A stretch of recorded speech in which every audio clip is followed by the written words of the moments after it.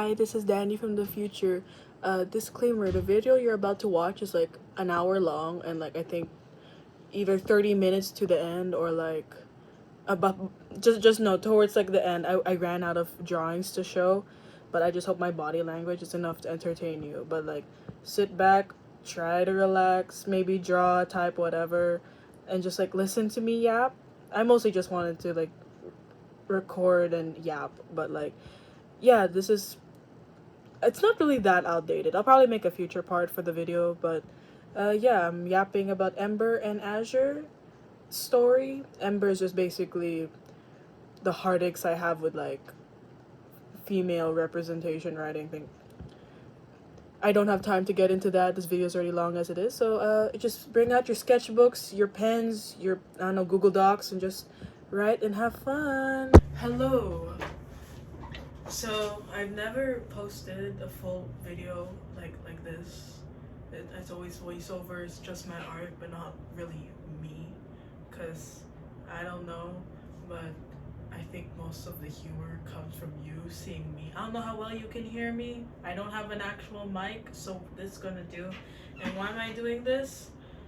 I don't have anyone to yap to right now about some OC lore, so I'm gonna drag you all with me as I yap about this work in progress lore.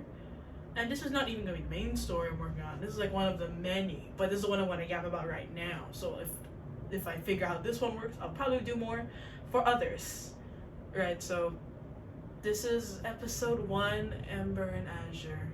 Will I edit text here? I hope I do, but we'll do this now. So here we go. Alright, whatever, here we go.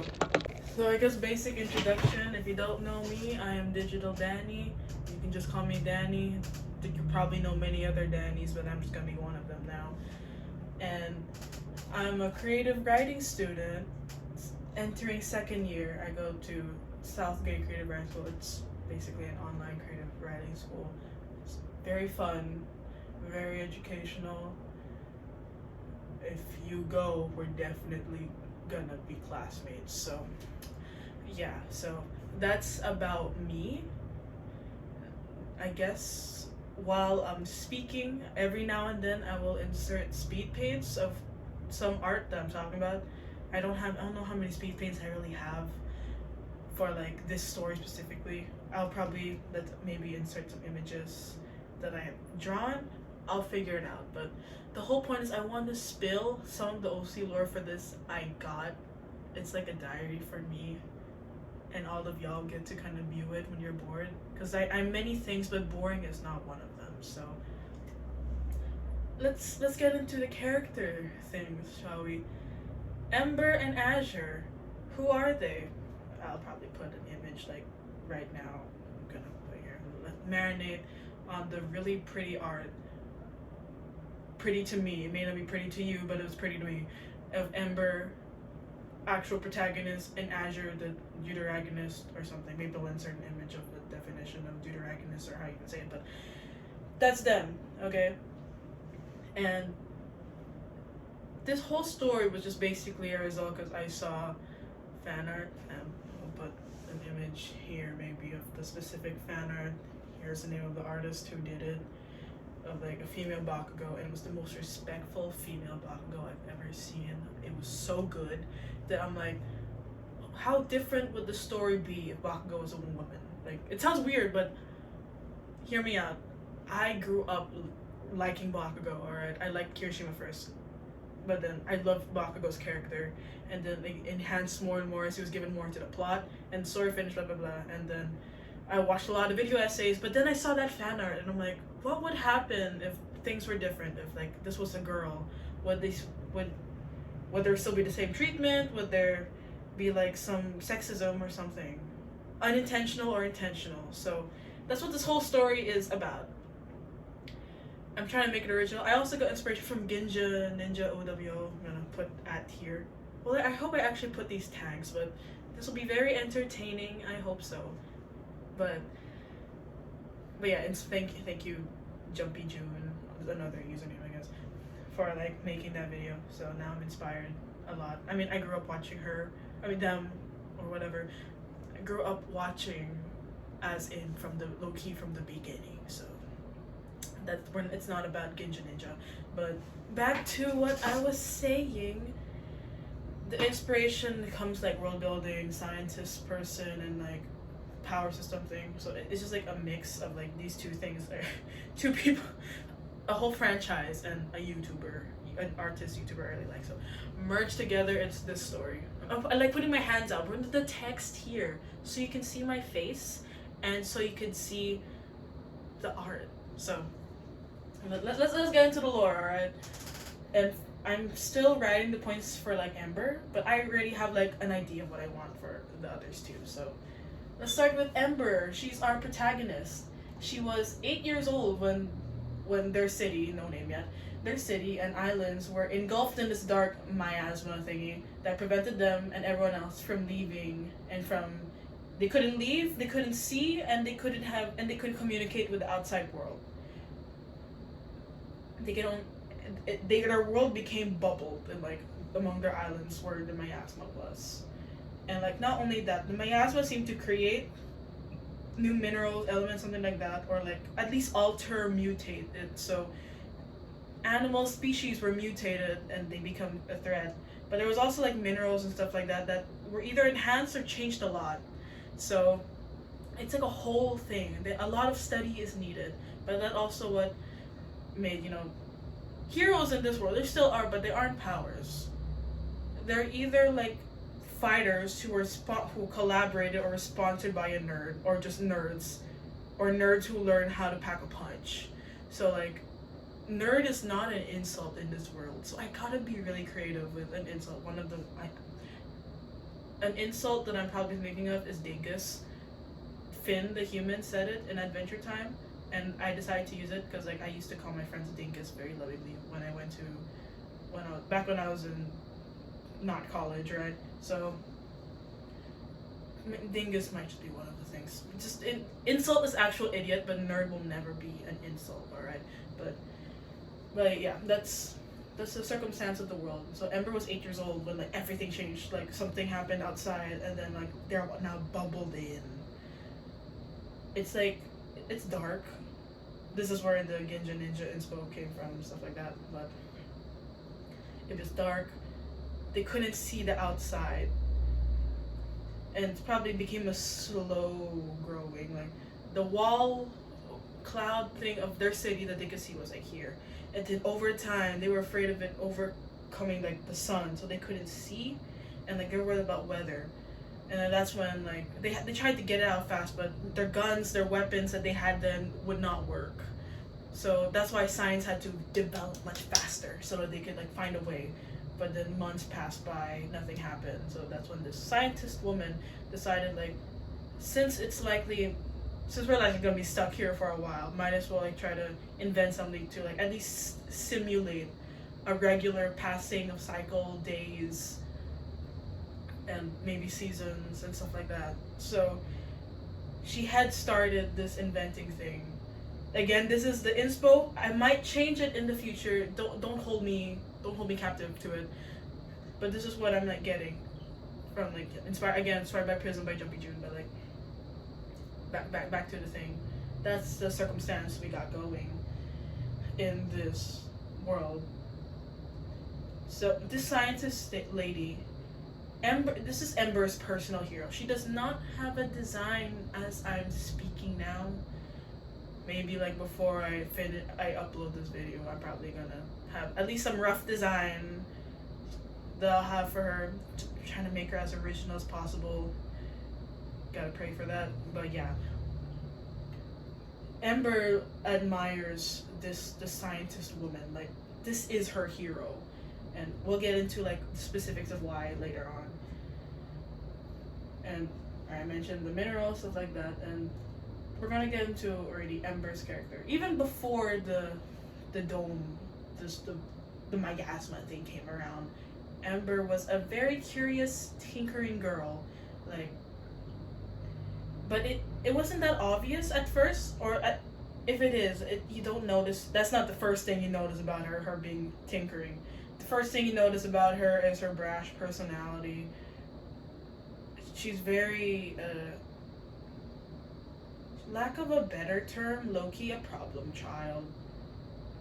This is where like the gender and world thing kind of shifts. Like for Bakugo and also the world they came from, he was praised for his power and stuff like that. Ember is good, but she's a girl, a very loud, a kind of low-key obnoxious girl. But while Bakugo was praised because they liked his power, because he had power, for her, I mean, she's a problem child. The only thing that they kind of see is like her brilliance, but even then, that's just like barely. Like, she's brilliant, but you gotta fix that attitude of hers, alright? So, is it for the better or for the worse? You tell me. Anyway, so Ember was always a curious tinkering type. So when she discovers this pretty glowing rock, and there's a typo here, but this pretty glowing rock thing, it's like an orange thing that glows. Imagine in Arcane the hex gem circle thingies. Imagine that, but it's orange and a little bit more. It definitely like it low-key explosive like that, right? But like she'll discover as she gets older, she could melt it and form it into anything she wants, and then upon impact, they could still be like that. And they're probably near her house or where she is. That's how she discovered it, or she knows how to turn something into it. And she just like tinkered with it a lot, alright? This girl, like everyone's like when they discovered it, they're like telling us dangerous, don't. But then she wanted to see like she wanted to see what we could do with it, right? Well, that's who she is. So she would be creative with it when she discovers how malleable it could be. She was given proper gear. Her parents didn't want to deter her. They just like I guess tried to facilitate until she was old enough to do it on her own.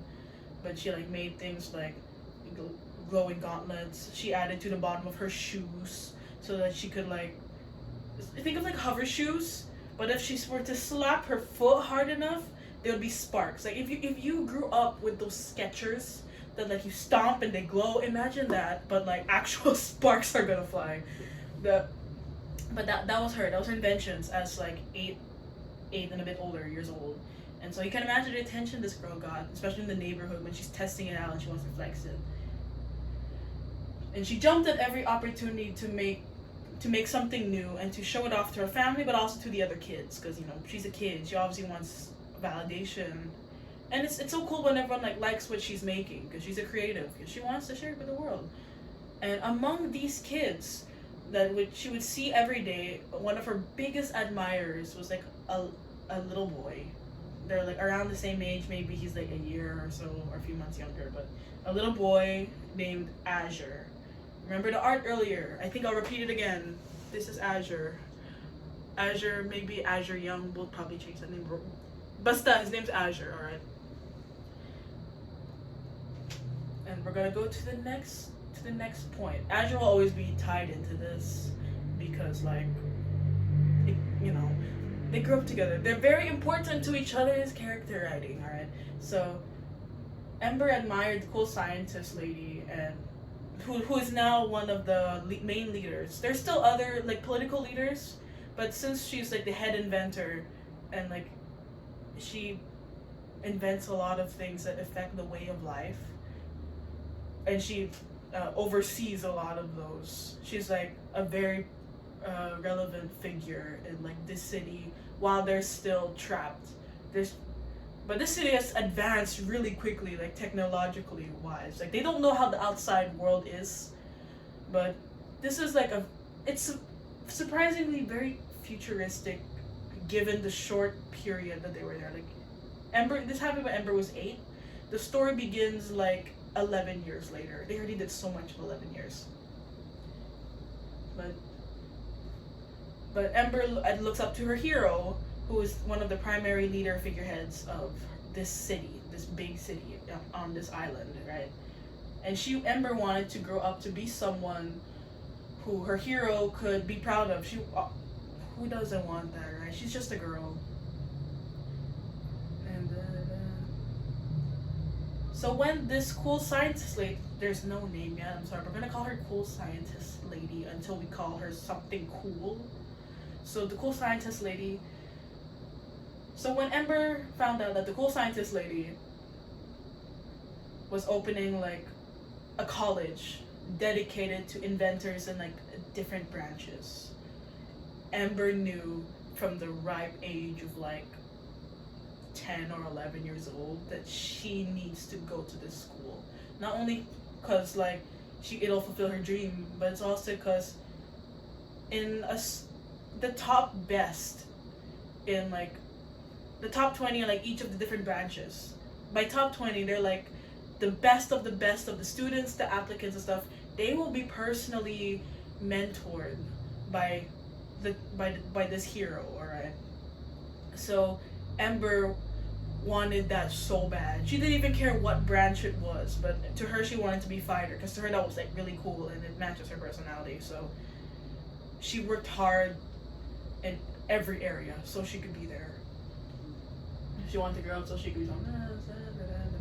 Ember worked hard to excel in her studies and to refine her explosive inventions to be able to get in one day. But this also leads her to becoming a little reckless in her inventions. She was encouraged to sign up for some physical activity to get it out, and she chose martial arts so that she could mix her combat knowledge with her physical one. So this again, Arcane becomes an inspiration here. It's like imagine Vi's gauntlets, but they don't just pack a punch. Like if there's like some of the, I'll call them liquid ember for now. There's some liquid ember on it, like on the gaunt or something. It'll keep on something. Not only will it punch real hard, but it can like make some small explosion on impact. And she can keep doing that while there's still liquid ember in there. So that's one of her iconic inventions she did. That and like a boot, similar to like her first prototype as a kid. But like when she kicks and then she could like hover and stuff like that. Girly is working double time. She wants to be here so bad, right?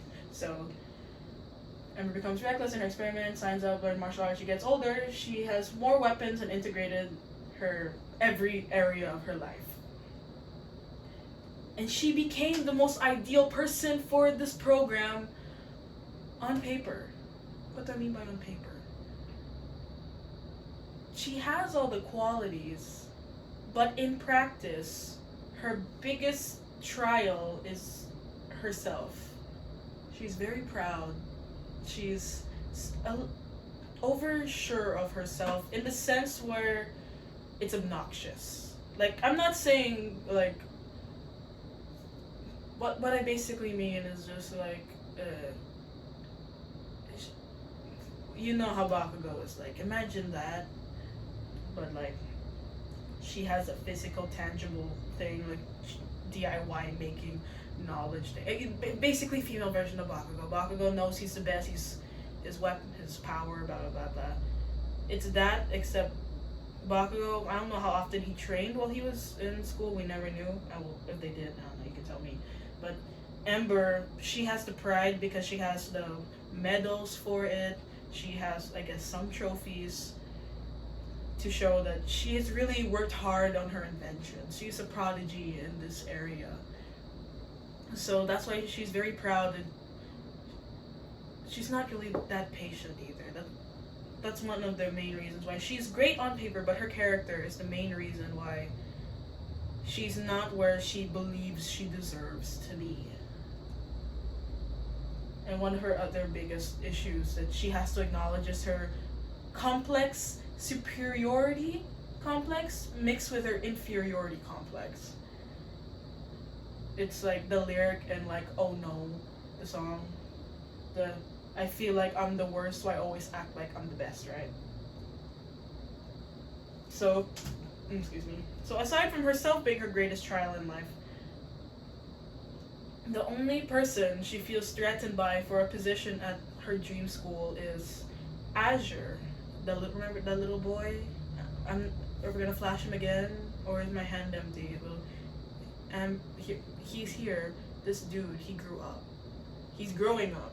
He hasn't fully grown up yet, but he's growing up. He's not just a little kid that followed her, copied her, just asked her a butt ton of questions. He's now becoming on par with her, if not already on par. So what's her relationship with Azure? She hated Azure, but she also didn't mind his company until high school. She liked him to keep him around because, like, in a weird way, he matched her freak. Like, he was timid, he was more shy, he was weird in his own way, but like there was in their town or neighborhood at least, there was no one else who was as passionate about inventing and like being like the cool scientist lady like he was and like her. And there's another reason why they both are, which again we'll get into that later. But what happened in high school? Well, before we get that, we have to know that they shared the same dream. They both wanted to be the, if you see like an art, I'll put up like the beacon. I say beacon, maybe that will change, but they wanted to be the light that shines from the darkness, frees them. They wanted to be like the hero of, to get them out, introduce their stuff to the world. They wanted to be like the predecessor to the cool scientist lady. They shared this dream since they were both kids. And they both saw their, and why do they share this dream? It's because they were both there when their hero first, well, debuted as a hero. Meaning, it means this. This is what happened years ago, flashback. I don't know if I have art for this. Maybe I'll do a really quick, crude storyboard sketch, and I don't know, we'll figure it out when we get there. But when they were both kids, they were playing outside, or she was trying to show off, or she was like looking for mineral stuff to tinker with, and he followed along, and like, you know, she didn't want to be alone all the time, so I was like, yeah, sure, you can join, just don't interrupt me, right? So they did, but then some creature came out of the miasma or something, and then like it was gonna hurt these kids. They were maybe 8 or 9 respectively, or like maybe they were still 8, so 7 and 8 years old. And then they were like freaked out, but then all of a sudden like some beam shot through it, and then like they turned around. It's the cool scientist lady who, she wasn't as big yet. She wasn't even a big name. Her work was out, but her name wasn't. So she saved these kids with her like inventions. Her combat wasn't too strong, but it definitely was enough to like, you know, carry them out and stuff. And then her inventions saved them. Locals saw it, and then it tumbled out from there, right? So that's when she became the hero. And these kids, they were there. They were like arguably the kickoff for why she's such a big deal and like person. But the fame happened, and like, you know, a lot of things happened. Maybe there were other kids or something. Okay, maybe not, but for whatever reason, she wasn't able to keep in contact with these kids. So they both wanted to thank her in person for saving their lives and for inspiring them and stuff like that. So that's why they had this dream, and they both worked hard in their own way. Ember, her progress was very obvious, okay? But Azure's, you know that thing when you're like a kid, you have like these really big ideas, but when you actually try to do it, it doesn't really, it's like trying to draw with your left hand, but you're picturing a Renaissance painting. Imagine that, but as physical, tangible inventions. It didn't always work. For Azure, he had these ideas, but like his execution for like the longest time wasn't it, alright? Meanwhile, Ember, she was so good at executing it because her thing was more of like simple in concept, but you need a lot of skill in like execution. That's Ember's strength, like a gauntlet that punches, explodes. Azure's was a bit more complex sometimes, or like it's a little too complex. Yeah, he had to learn to narrow it down. But Ember was good at that, so that's why she got so many awards, praises for inventing stuff like that.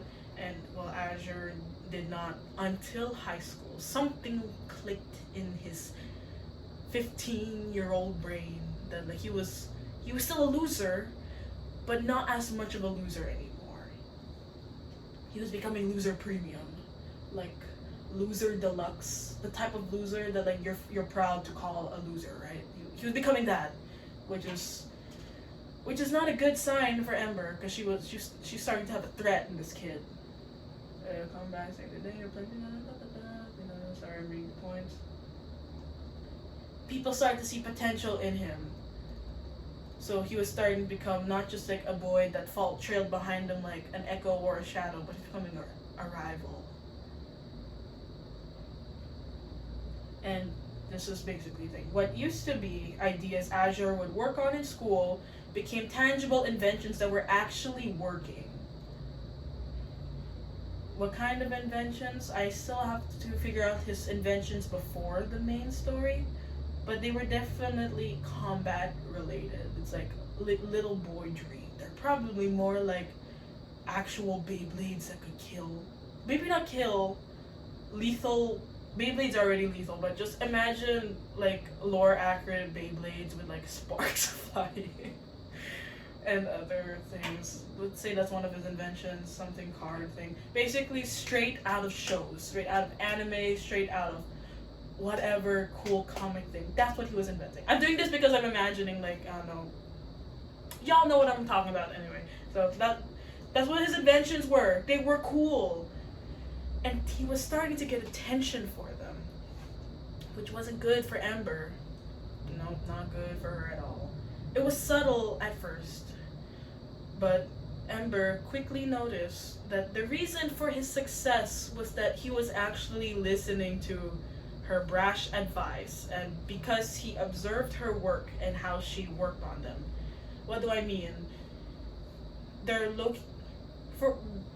They weren't exactly neighbors, but they didn't live that far from each other either, so they would like regularly like see each other. She would not go to him, but he would go to her house, and like her parents like liked him, right? So like, oh sure, come in, she's working there, and then she's like in her office or whatever working, and it's like pulling at Isabella, what you doing? So like she's like Phineas, but like a little slightly more brash and ruder, but she'd explain it, and he'd actually like listen. He low-key took out a notebook taking notes, and then he was like, oh okay, but you know, boost her ego, like he's listening. But and then when he would try to invent something and it like poots, it doesn't work, she'd like laugh, like, ah, and then she's like, you know, that would have been better if you did this, that. She was just saying it mindlessly, alright, because she was just spitting it out, like she's like, that's how I would do it. She wasn't thinking that he'd take it that seriously, because it happened so quickly. She did not realize how much he trained himself to listen to what she was saying, because he admired her so much. So, hello Gabby. Hi. I'm making a video documenting the lore of Ember and Azure. So, say hi to the video. This is my sister. Oh shoot, wait, you actually are filming? Yeah, I am over there. I will edit it eventually. Oh hi. So yeah, we have another person listening. So, where was I? Yes, so they're gonna separate them into different not different schools, different classes, like, so like even if like you applied specifically for combat, if they see your inventions and like something about the way you work would be enhanced a lot in, let's say, healing, then they're going to put you in that course, but you can possibly like, you know, transfer to another one, right? But that's what's supposed to happen. And the top 20 in like each of these branches, like by top 20, like the best 20 students, inventions first, grade second, but they usually came hand in hand. But the top 20 in each would be like personally mentored, tutored, whatever, by the town hero, the specific scientist lady that Ember and Azure looked up to their whole life. So this is what Ember was fighting for, right? And so she's in the crowd, she's looking at the time, she's like so excited, like now she doesn't even care if she got in just because of like a dude she didn't like recommended her. She's just like waiting for like to be mentioned last, because if you're mentioned last, you're number one. And so the thing happens, they're separated, but while in the crowd, someone bumps her shoulder. And like, hey, watch it. But then, guess who she sees? And this is why they look like this. That's why they look like that. They finally see each other for like a year and a half of no contact. And you can imagine the complicated feelings that are in there. The goofy, the goofy thing, the goofy interaction that they definitely have is like, how did you get in here? Like Ember is saying that as if she does not know that she doesn't know the truth. It more became instinct. She more just said it instinctively, even though she knew that. But you know, maybe Azure just thought she just didn't know, right? So Azure acted like it wasn't a big deal. Like, what do you mean? What do you mean how I got here? I deserve to be here. It's like, no, you don't, you idiot. Like, no, here's my acceptance letter. And he made his acceptance letter, his admissions letter, his wallpaper. So it'll be a whole gag in the storyboard. Like, first of all, there's no way you deserve to be here. Second of all, why is it your wallpaper? Why is your admissions letter your wallpaper? Your acceptance letter your wallpaper? When that storyboard is done, it'll make sense. It'll be really funny. Maybe I'll voice it myself. We'll figure it out. But that'll basically happen. They have an interaction. But then, before they could get into deeper beef, the announcement starts. Flash, flash, flash, flash. Going next. They're announcing things, blah, blah, blah. And then, like, Amber's heart's racing. She's so excited, especially when she hasn't been mentioned at all yet. The final one is the combat ones, right? And so, like, they're mentioning others and showing their invention on screen and stuff like that. And then, like, she's waiting. She's counting them down. 3, blah, blah, blah. And then, like, 2, like, she can already picture herself. She's worked so hard to be number 1. Only to, when she said 2, she hears her name. What? No, that's a mistake. But then they flash her photo, her invention.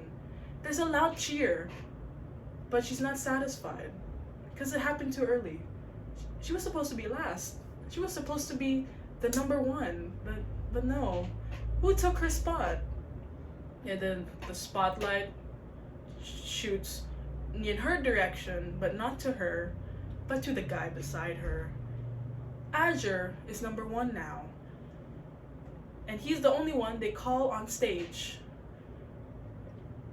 And he goes, reluctantly, but he goes, and they show like his invention they pulled off. He's somehow mastered something, makes a Beyblade, but also something with electricity, like coming out of somewhere, or something like that.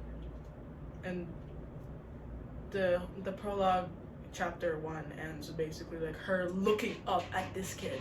They're the same height, alright? So that also literally symbolically, like they were always equals. He was before they were equals, but now on stage, she in the crowd has to look up at him, and she realizes now that she doesn't know if she'll ever be first again. That now she will always be second to this guy. And then chapter 1 ends like that. And I think that's where we should put an end to this video. I guess we'll make it part 1 because there's still a lot to yap about. So I'm gonna edit this together. I don't know how many of y'all will watch it, even if there's like 40 people. That's a lot of real people. Even if there's 10, that's a lot of real people. So we're gonna conclude. This was just on Ember. You don't know anything about Azure. So yeah, thank you for listening. I hope you had a nice drawing session and that you are interested in this lore. I hope you enjoyed the part I fell off my chair. I hope you were knocked off your chair from this amazing world building. Your chair got knocked off. No, I almost fell off the chair trying to start the video. Okay. Alright, so yeah, thank you for listening. This is my first video where you see me and my body language. I hope the editing pulls off and works out. So I hope you can hear me. That'd be so embarrassing if you couldn't hear me the whole time. But like, yeah. Bye-bye. Thank you. I'll make part 2. And boom. Right, stop. Stupid.